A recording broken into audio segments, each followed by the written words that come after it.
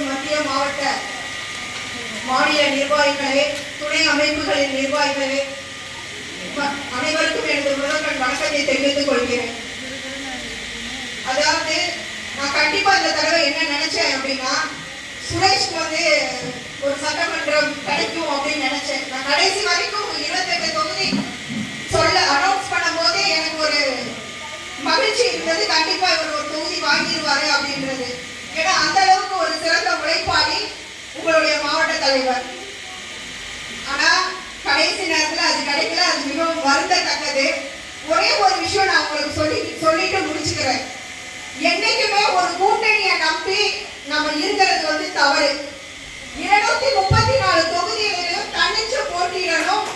அதே மாதிரி முதல்வர் வேட்பாளரை காங்கிரஸ் கட்சி அறிவிக்கணும். நம்ம நினைச்சதை சாதிக்க முடியும்.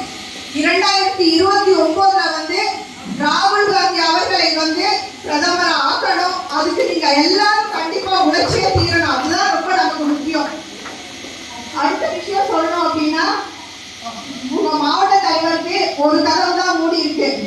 வரும் நாடாளுமன்ற தேர்தலை நீங்க எய்ம் பண்ணுங்க.